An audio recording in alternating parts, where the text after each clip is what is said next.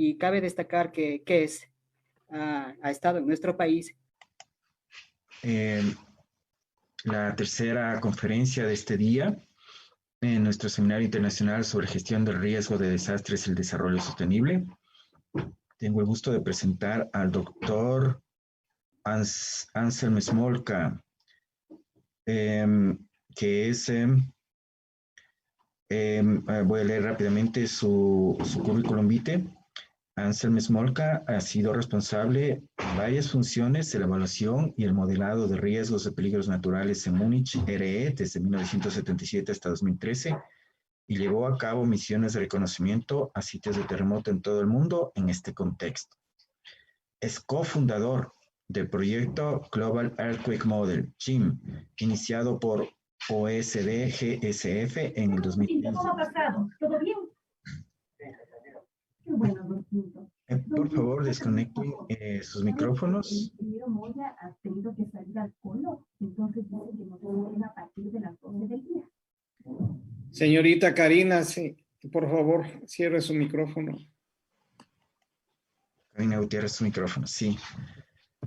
Sigo con esta presentación. Les decía, es un currículum vitae muy resumido. El doctor Anselm Smolka tiene una amplísima experiencia. Ha continuado trabajando como asesor senior de la Fundación GEM hasta finales de 2018. Desde junio de 2016 también se desempeñó como miembro de la Junta Directiva de Europa RE Ltd, ubicada en Zug, Suiza. Y preside esta junta desde junio de 2020. Anselm Smolka tiene un doctorado y un máster en ciencias en geología por la Universidad Ludwig Maximilian de Múnich. Es miembro de la Sociedad Alemana de Ingeniería Sísmica y Dinámica Estructural, la Asociación de Geocientíficos Alemanes, la Unión Geofísica Americana, la Unión Geofísica Europea, la Sociedad Sismológica de América y el Instituto de Investigación de Ingeniería Sísmica. Se ha desempeñado durante más de 10 años en la junta editorial de la revista Natural Hazards. Es un ex miembro de la junta de fideicomisarios, sí, de la organización sin fines de lucro GeoHazards International, con sede en California, y de la Junta de Desarrollo de la institución AGU. Además, es miembro o fue miembro del Comité de Gestión del Global Volcano Model, GBM, y de la iniciativa Earth Science Europe, ESPE. Entonces, tenemos el gusto de tener con nosotros al profesor Dr. Anselm Smolka, inmediatamente voy a parar mi pantalla para que el doctor nos pueda compartir la suya. Dr. Anselm Smolka, how are you doing? Thank you very much, señor Caiza. Muchas gracias para la introducción. Pero ahora voy a cambiar a inglés porque he presentado o preparado esta plática en inglés. Así es más fácil. Está muy bueno, I'm trying to share my screen.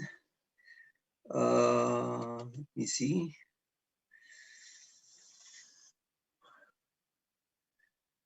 So, do you see my screen? Yes, we see your screen, but it's now showing the email, so not the presentation. Yeah. So let me. Okay, now it should work, right? Yes. Okay, perfect. So let's put this away. Okay. Well, the title of my presentation, Risk Transfer, and it's about the use of insurance as a tool for disaster risk management. I do presentation mode. Okay, now we are set. So the agenda of this talk is first I say a few words about what is called the protection gap, and I will explain what it is. And then just a few slides about general principles of managing the risk for natural perils. And the focus of my presentation is actually on financing the risk, which is part of an integral risk management for natural disasters. And so under this topic, I have two sections. In the first one, I am going to introduce a few, insurance products which are available for that purpose. And to be not too theoretical, I also give a few examples for such products. And finally, in section 4, I will talk about global initiatives addressing this protection gap. And at the end, a few conclusions. So the protection gap, what you see here in this graph, that's overall and insured losses in US dollars for greater natural loss events in South America, starting from the period 1980 until the year 2019. And you see these bars per year, starts 1980 up to 2019. And so the green columns mark the overall economic losses of such events, and the blue portion, which is usually very small, marks the insured portion. And you can see immediately, and that's not only in South America, that it's valid all over the world, that the insured portion tends to be very low. There are two significant years. One was in 1999. That's due to the Armenia earthquake in Colombia. And the second one, the Maule earthquake in Chile in 2010.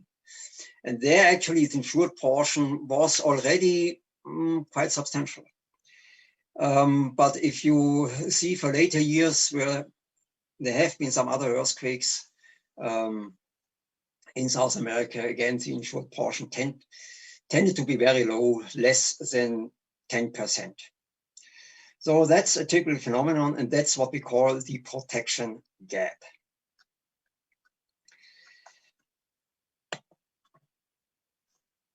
Now, a few words about risk management for natural disasters. You have to look at that from a holistic perspective. And this holistic perspective requires sharing the risk between different parties. And I will talk a little bit more about these parties in a later slide, but I wanted to introduce this right now so that you can see that risk financing actually forms a part of a holistic risk management.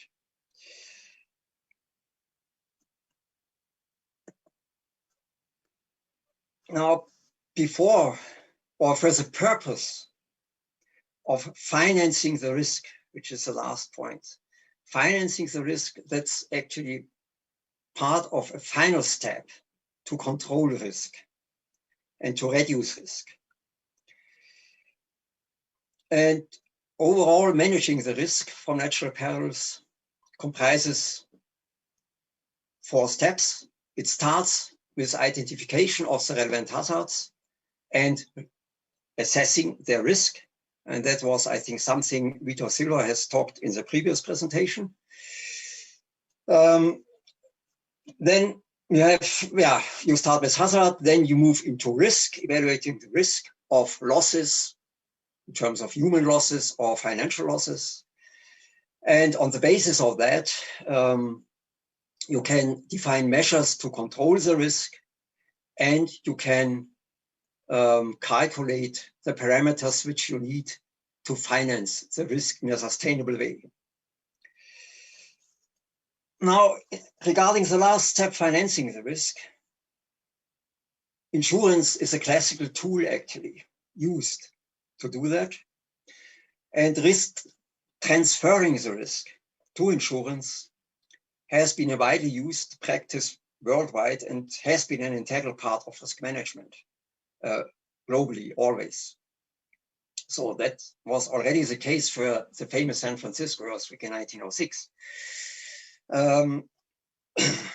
Where actually my former employer, Munich Re, actually achieved a great reputation because they were very clever and quick in paying their reinsured part of the losses.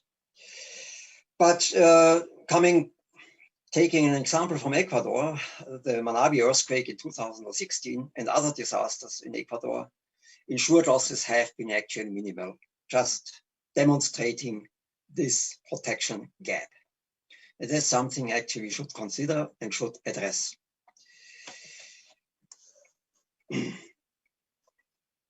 If you try to use insurance products for financing losses from, not just from natural hazards, that applies to any risks actually. You know the classic insurance lines. We have to calculate first the average annual loss, which is equivalent to the insurance rate, the technical insurance rate you have to charge. But you have also to develop an idea on very rare losses, which is called the probable maximum loss, to protect yourself or your company against these large losses caused by rare events. And the mathematical means to do that, that's the classical actuarial approach, which means to analyze the statistics of losses. But this is something which is peculiar actually to rare natural disasters, that this actuarial approach usually doesn't work, simply because these disasters are rare. Which means simply if you take, let's say, take a country in Latin America, yeah? Take Ecuador. How often do we have really great earthquakes? Yeah, maybe once in 50, once in 100, maybe even very, very rare strong events once in 500 years. So even if you take Chile, yeah, with its very high activity, the Maule earthquake was a sort of 100 years event. And I mean, for an event which happened maybe even 50, not to talk about 100, 200 years ago, you don't have loss statistics, of course. So we have to think about something else. And the solution to the problem is actually probabilistic risk analysis based on synthetic event catalogs. And that's just a few words about how these models work. And this may have been explained also by Vitor Silva, so I can go through this very quickly. You start with information on the hazard, let's say for earthquakes, an earthquake catalog. Then you take the distribution of the exposed values and you apply vulnerability functions on these values based on the hazard parameter. The earthquakes, the ground portion, distribution of ground portion. And so you create what is called a synthetic scenario set. And the final result of that is then what is called a risk curve or a loss exceedance curve or a PML curve. And here you see an example for such a curve. And which shows you simply the loss to be expected, either an absolute number or a relative number, a percentage, as a function of the so-called recurrence or return period. So here would be 1,000 years. So a very rare event would be a 1,000 years loss or a 500 years loss. And the average annual loss I have mentioned is simply the integral over the whole curve. So it's the whole area under this curve, taking all events in the catalog which produce losses. I mean, there are, of course, small events not producing losses. And this gives you your average annual loss. I think this is a very specific slide, which I may skip actually in the interest of time. It's very technical. Maybe only a few points here, this first section. You, of course, calculate your technical price, and you should also apply this price. Yeah. And you should always control how your risks are distributed over the covered area. I mean, that's a task for the insurance companies, and I will come to that later. Now I am coming back to this slide. Yeah, that's the so-called risk partnership. I think I can move this. Yeah, okay.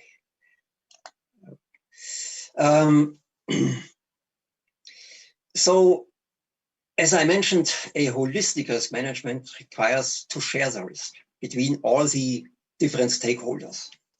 And who's in the sequence of stakeholders, we start actually with the insured persons. That can be private people, or it can be small enterprises or big companies. It can be even the government, could also be an insured party. But usually we start just, with a homeowner or the owner of a factory. And so this is the insured, the insured entity. And the insured entity can cover an insurance policy from an insurance company. And so we talk about primary insurers because that's the first step. It's an insurance company. Like I don't remember right now actually the name for an Ecuadorian company. My last seminar in Ecuador was many years ago. That was maybe 20 years ago. But anyway, it's a primary insurance company. Like I mean, in Colombia you have how is this called, Suramericana, for instance, and the insurance company accumulates risk from the insured parties, and an insurance company can have thousands, hundreds of thousands, even millions of policies. Yeah? And so the insurance company has to think about how to protect itself against these very large and rare catastrophe losses. And they do that by buying reinsurance from reinsurers. Munich Re would be a reinsurer, Swiss Re, they are the two biggest ones in the world. And there are many others. And right now I am working for a very, very small startup insurance company. So I didn't mention here actually insurance brokers. Why didn't I mention them? Insurance brokers don't take risk. They just work in the interest of a client to get insurance protection, or in the interest of an insurance company to buy reinsurance. But they don't take themselves risk. And then, of course, there is the state. Yeah? The state should not be forgotten. At the end, the state has always a risk. And right now in the situation we have, with this protection gap, what happens if a disaster occurs is that the bill is usually paid by the state. And the state may then, in the aftermath, try to get some of this compensation back by special taxes or so. But a lot of it remains actually with the state. And this is actually a situation that the governments are not satisfied anymore with. And so they try to move more into the risk transfer. Now, risk transfer, financial risk transfer, works not only within the insurance sector, a global insurance market, but you can also transfer risk directly into capital markets. Or you can transfer it to banks for coverage of mortgage policies. And then there are, of course, international donors like the World Bank or the Inter-American Development Bank or the Asian Development Bank, will also play a role. And I will talk a bit more about that using practical examples later. So, and one point I would like to mention actually is that implementing incentives for loss prevention in this framework is key to an efficient and sustainable risk management. No.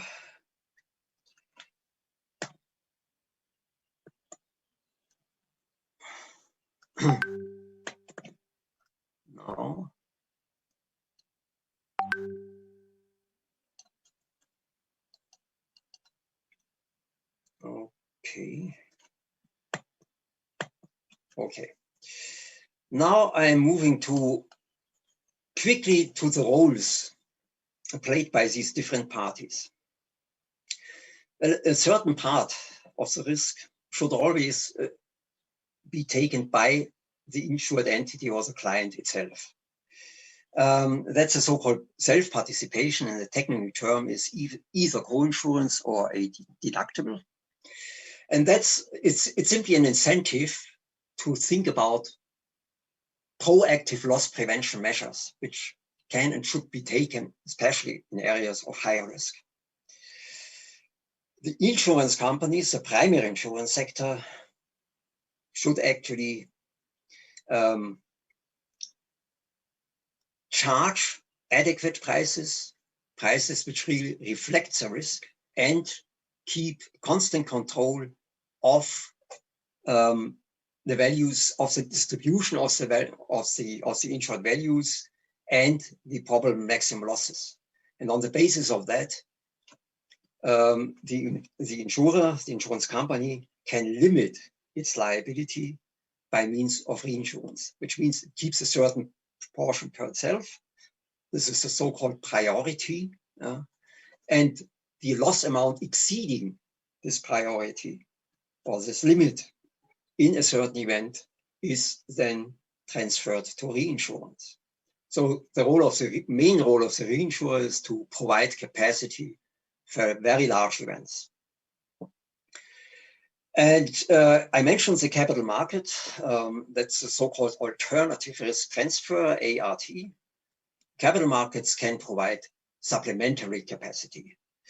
But looking now at the global situation, global statistics worldwide, I don't have precise figures, but at the moment, the situation is still that, let's say, 90% or so of the global risk is actually taken by the traditional global insurance and reinsurance market, and only 10% by the capital markets. There's some fluctuation in that, and there's certainly a future for the capital markets. You know, there's a lot of capacity around which wants to be used. But it has also its problems. Insurance has, worked in this area now for 100 years and has gained a lot of experience. And so to some extent, it is easier than using a capital market product. Then I mentioned also the banks. This is mainly mortgage insurance, and the role of the state. The role of the state is, to a good extent, is just to act as a regulator. For instance, in the form of defining and actually enforcing, that's a very important point, land use regulations and building regulations, earthquake building codes. But enforcement is very, very important, and we have always seen and are still seeing in large natural disasters that enforcement actually is lacking, because the mechanisms to enforce these regulations are insufficient. And maybe not only the mechanisms, but also simply the resources, manpower. At the end, for very, very large and rare losses, it may happen that there is not enough insurance around, so that the state has to act as a reinsurer of last resort. But this is rather the case in in well-developed markets, markets with really gigantic liabilities accumulated, less so in less developed markets in countries. And well, that's a specific point tax exemption for catastrophe reserves. Now I'm really wondering. Okay. Well, a little bit more on the role of reinsurance. As I said, capacity for rare, large-scale cat losses. And this is achieved actually by balancing the risk globally.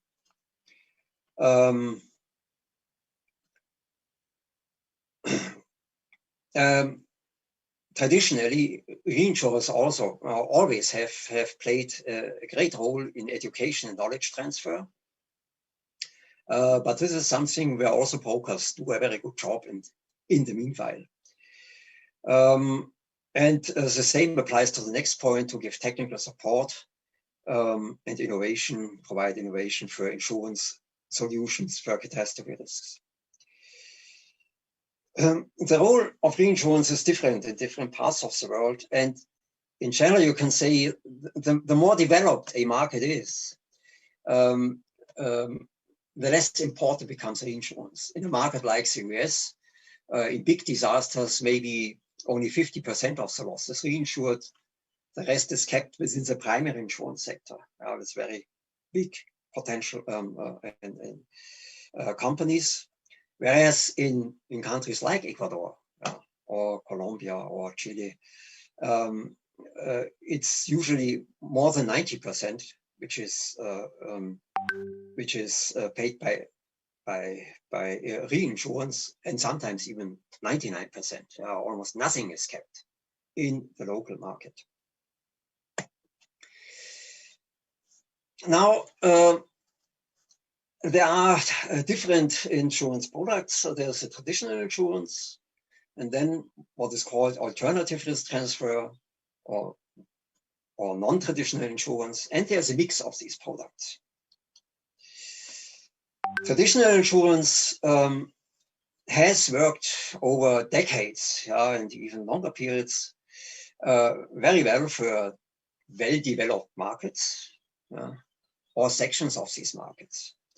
And usually the coverage for natural perils is simply an extension to a fire policy, because buildings usually are insured, often mandatory or obligatory, against fire.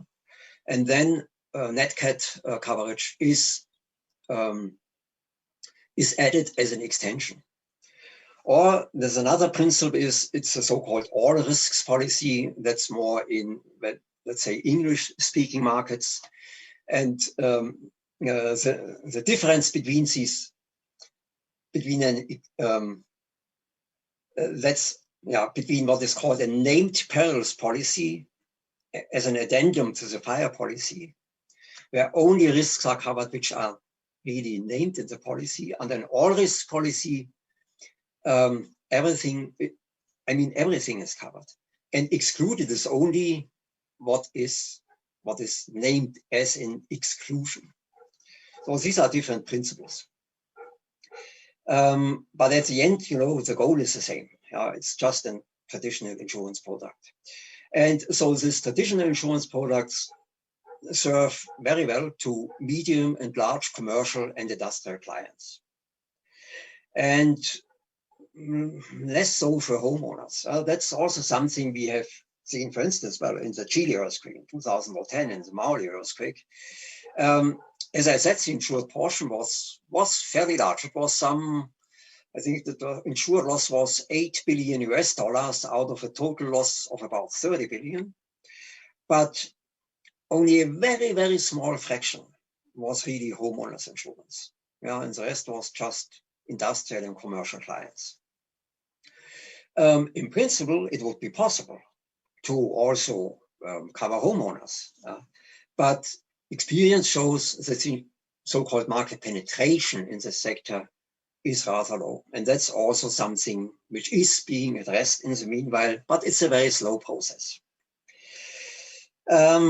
Under such a traditional insurance policy, the indemnification, your right to make a claim, requires an actual loss. I mean, that sounds trivial, but I will tell you in the next slide why it's not trivial.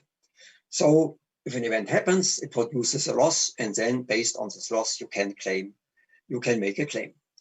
And the aim of such a policy is mainly to provide financial assistance to reconstruct your building. Now, non-traditional insurance has been actually, I mean, this is something which has started maybe 20 years ago, something like that, to try to serve better, less developed markets. And classical insurance, traditional insurance products, as I said, are not so suitable for that. And one of these non-traditional insurance products is microinsurance, serving specifically the poor and moderately poor people or small business enterprises. Or you can also have insurance solutions for local, regional, or national governments, just to relieve their fiscal pressure in the case of an event. And for such non-traditional products, the indemnification is usually not bound to a loss, but to a triggering event, which is defined in a different way. And the aim here is mainly to provide immediate disaster relief and recovery. One weakness of traditional insurance products is that it can take a very long time until a claim is finally settled. And we have seen dramatic examples for that. You may remember, well, the year 2011, the annus horribilis in terms of earthquake. There was the Canterbury earthquake series in New Zealand. And I don't know what the actual situation is, but I heard last year that at that time, yet not all claims of this earthquake, 10 years later, imagine, had been settled. Of course, these tend to be very large losses, where there's some dispute about what the real loss was. But for a homeowner, this would not be very satisfactory, to wait, let's say, for half a year or for a year until he gets his claim compensated. And whereas these products, these non-traditional insurance products, provide immediate payoff. And then there are mixed products. For instance, let's take an insurance pool. I will give an example for such an insurance pool, where part of the total risk is actually reinsured with a just traditional reinsurance contract, but another part may be transferred directly into the capital market by means of a so-called catastrophe bond. Now, a few words about these trigger definitions for non-traditional products. There are different trigger types. I mean, the need for this trigger, as I mentioned, arises from the need that you want to pay out immediately. And you know the final amount of loss, to know the final amount of loss, that can take weeks, months, and in some cases even years. So, I mean, one trigger could be the actual total event loss, but that would, again, not be very satisfactory.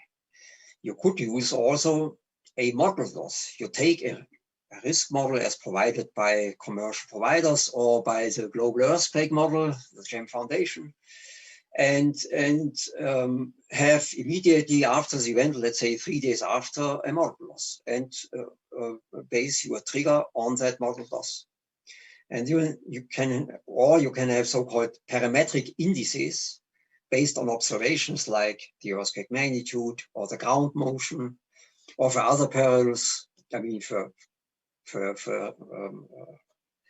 torrential rains, the precipitation amount, or flood levels, or for windstorm, it would be the wind speed.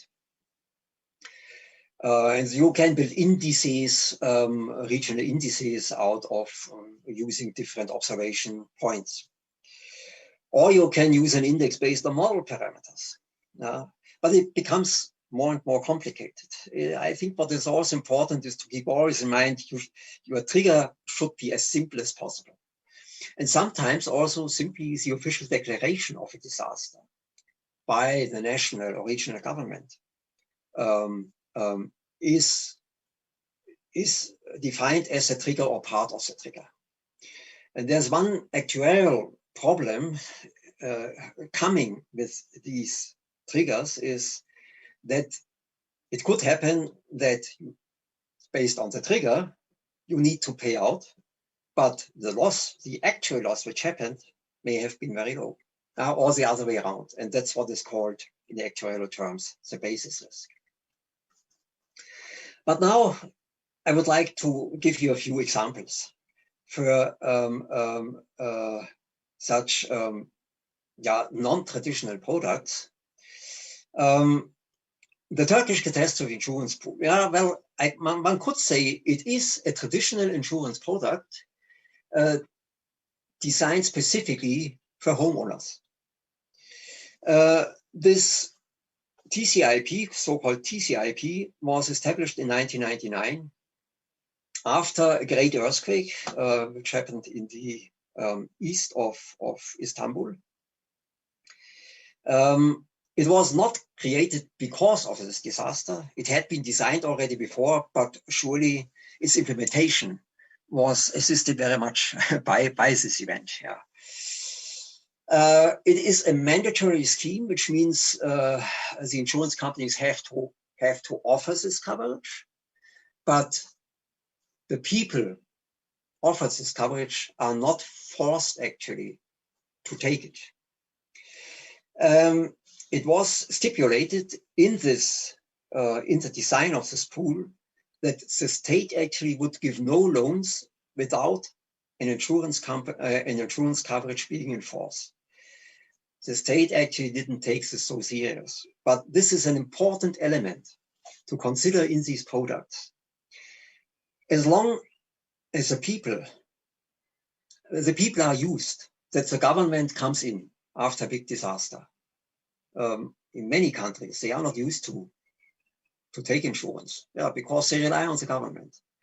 And as long as the government continues with that attitude, then there's no incentive whatsoever for the people to buy insurance. It has self-participation at 2% of the sum insured deductible and a limit. The present limit is 215 million? I think it's million Turkish lira, which is equivalent more or less to 55,000 US dollars. And that covers, let's say, about 90% of the building stock in Turkey.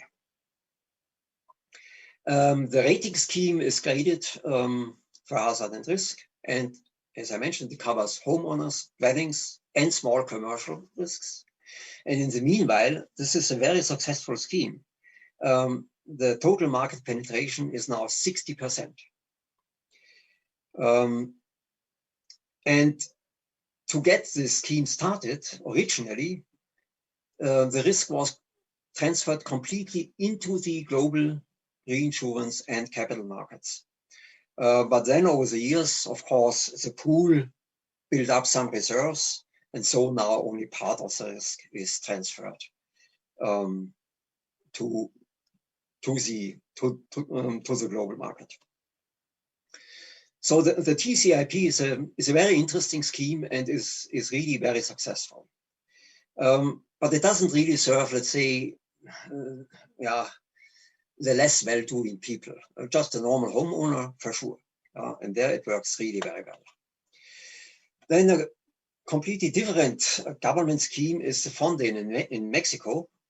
And this is works according to different principles. It is simply a budget line in the federal expenditure budget. It was created in 1996, so operational since 1999, like the Turkish pool.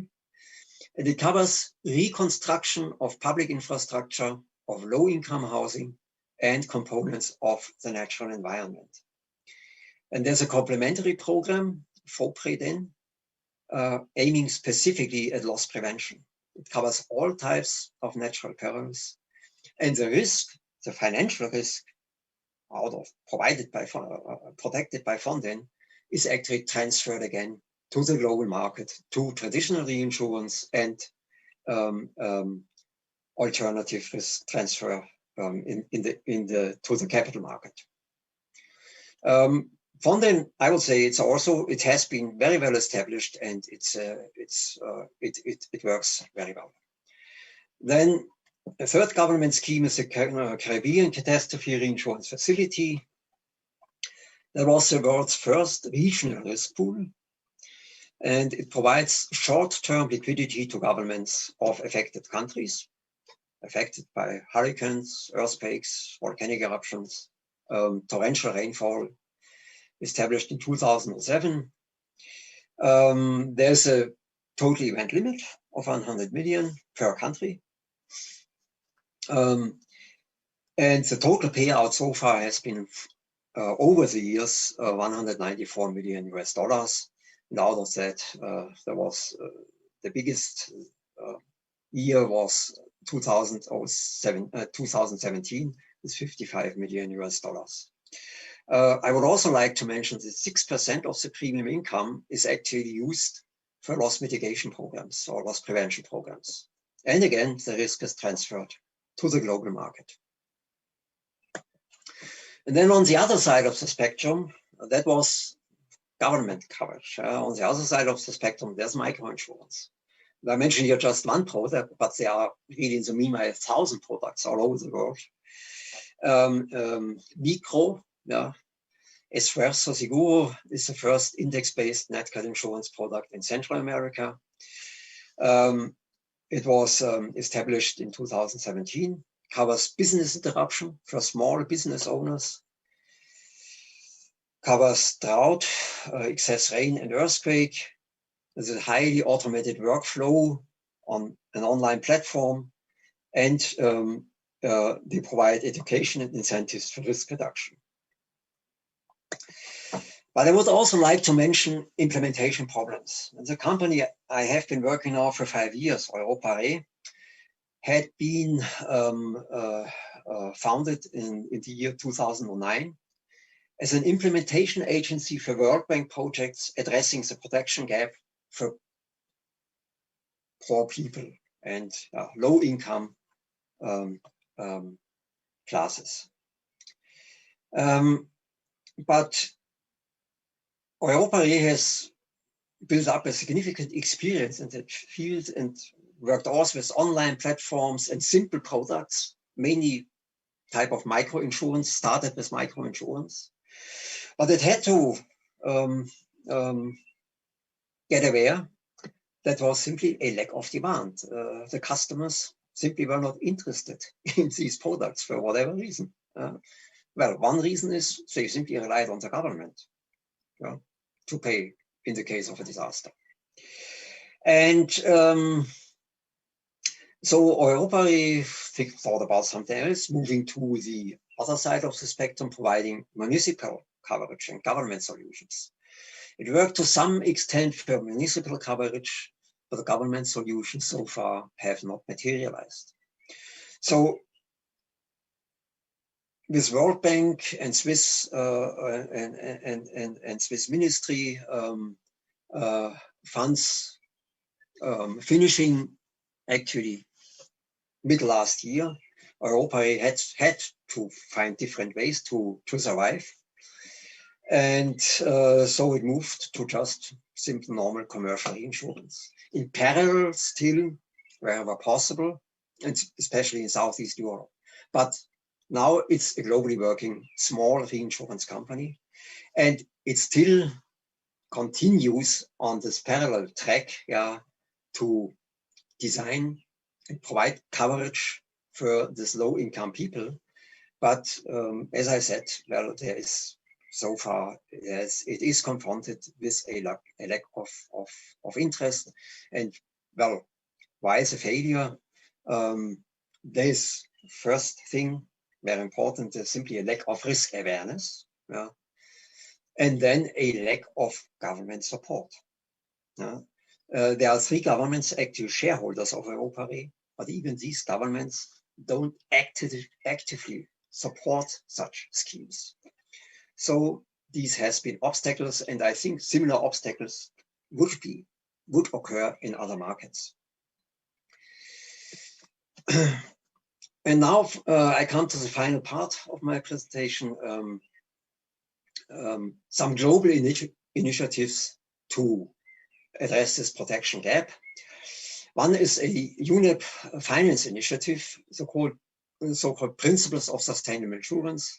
This is a public-private partnership trying to align the financial system with sustainable development. They analyze needs on a global level, try to make insurance accessible to all, and especially the less well-to-do people, using finance sector's technology and innovation potential. Considers also, which is very important, the regulatory policy changes involved, and also tries to incentivize loss prevention. Another initiative is Insure Resilience, which is an offspring of the G7 Climate Risk Insurance Initiative 2015.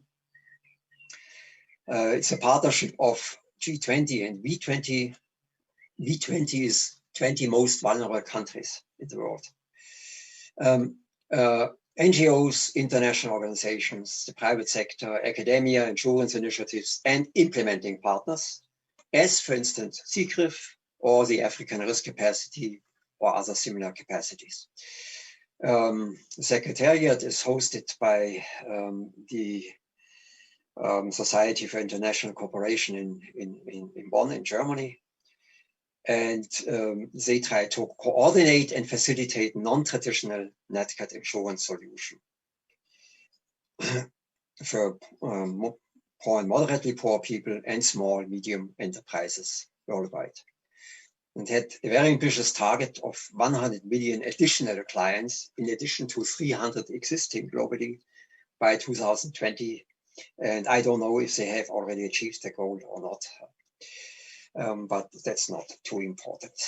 In the long term, of course, it is important. And then another initiative is the Insurance Development Forum. Again, public-private partnership, supporting the goals of UNEP PSI as well as of Insure Resilience. And there are working groups on risk modeling, law regulations, and resilience policies. And the goal is, in fact, the same, just to provide insurance to the less well-to-do people.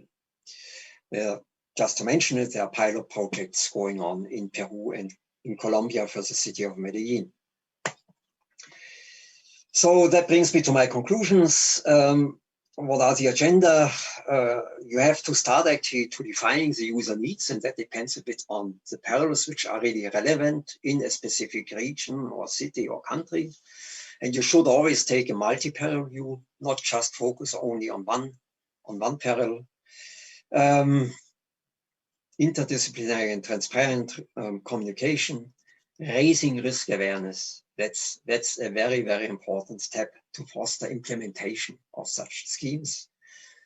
You should incentivize loss prevention and reduction measures and use open source platforms and open access data for risk assessment, as I assume Vitor Silva has shown in the previous presentation. But at the end, even observing all these principles, there will always be losses remaining in natural disasters, which have to be financed. And coming to Ecuador, I think it presents a typical case for non-traditional insurance products. For instance, it's just, some ideas. Micro-insurance for rural areas, maybe insurance pools for urban regions, and the government or municipalities may think about taking out coverage themselves directly. And it should cover, in terms of perils, at least earthquake and flood and maybe landslide. risk assessment can be supported now by open source, open access platforms, and organizations like Insure Resilience may be making use of IDF's Insurance Development Forum, maybe contacted actually to facilitate, make such a project or such projects possible. So that's the end of my presentation, and I thank you very much for your attention. Thank you so much, Dr. Anselm Smolka. We have some questions from our audience. We have some time concerns, but one of these questions is, in your opinion, what are the open questions, the immediate problems that you can see in the future related to risk financing in South America and Ecuador in particular? Yeah, I think, as I said, the problems are really, it is really how to address this protection gap. And a first very important step is to make people aware that they have a risk, and they, so there's a need to protect themselves. And this includes, of course, the role of the state. I mean, the governments have to support that. Yeah. And as long as you continue with a mode where a disaster happens and the government simply pays, I think there is no way to cover this protection gap, because what you get from the government at the end, it will never provide a full coverage. What usually is done is you get just a sort of lump sum amount. So if you are a homeowner, that may cover just, let's say, 10, 15, 20% of the real loss. Now, and so that's one point, and the other point is you should really identify, if you think about solutions, which parts of the society are the most needy people. And as I said, well, usually if you talk about industry, larger commercial enterprises, they are well served by traditional insurance if they don't buy it, so that's their problem. But they shouldn't expect any compensation by the government in the case of a disaster, because they have access to insurance products. But that's not so much the case for just a normal homeowner or